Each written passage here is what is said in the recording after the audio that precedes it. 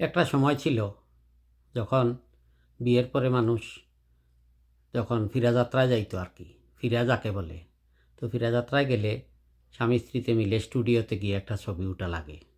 তো আমাদের মদই ওইভাবে ফিরাযাত্রায় গেছে, গিয়ে তার ওয়াইফের সাথে একটা স্টুডিওতে ছবি উঠতে গেছে।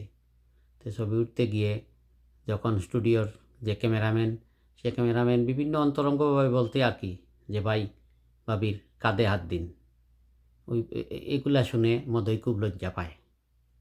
তো যখন ওই লোক স্টুডিওর লোক ওই বারবার বলে, তখন মদাই কয়, দূর বেটা, খান্দ ধরলেও দেতা, না ধরলেও হতা, অত খান্দ দরাদরি আর অত ডলাডলির কথা হোক ইতার লাগি, তুমি ছবি তুলতে আর টেকা পাইতাই, ছবি তুলো আর টেকা নেও। তো যাই হোক, মদই মানে খুব বিরক্ত হয়েছে। মানে সে আর তারপরেও শরমে গরমে তার ওয়াইফের কান্দে ধরে ছবি উঠছে। ছবি উঠে যখন বাসায় ফিরছে, তখন তার শালি তাকে জিজ্ঞেস করছে যে, দুলাভাই, এই যে স্টুডিওতে ছবি উঠলেন, স্টুডিওর নাম কি? এখন মদই খুব চিন্তা করে কি বিষয় রে। তখন তার মনে হলো যে স্টুডিওর দরজায় লেখা দেখছে, ধন্যবাদ আবার আসবেন। মনে হয় ওইটাই স্টুডিওর নাম।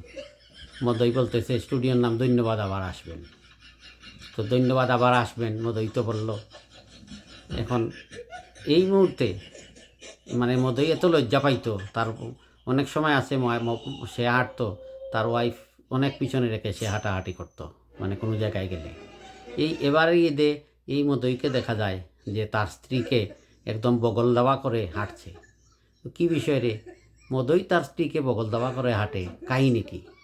তার এক বন্ধু জিজ্ঞেস করলো যে, বন্ধু, তুমি ঈদের মার্কেট করতে আসছো আর বউরে বগল দাবা করে হাঁটতেছো, তোমার কি লজ্জা টজ্জা সব চলে গেছে? মদই তখন বলতেছে, আরে বেটা, লজ্জা দিয়া কি হবে, লজ্জার কি হইবে? বউরে হাত থাকি ছাড়লেই বউ গিয়া সব দোকানে ঢুকে রে ভাই, ঢুকিয়া গিয়া যা ইচ্ছা বাজার করতে শুরু করে, বুঝছো? লাগাম ধরার জন্য আমি ওরে বগলে ধরছি।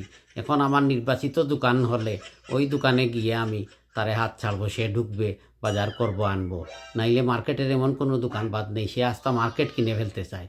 সেই জন্য বন্ধু, আমি লজ্জা শরমের মাথা খেয়ে বউরে এখন বগল দাবা করে নিয়ে হাঁটতেছি, বুঝতেছো? এখন আর ওই দিন নাই, এই জন্য বউরে বগল দাবা করে নিয়ে হাঁটতেছি।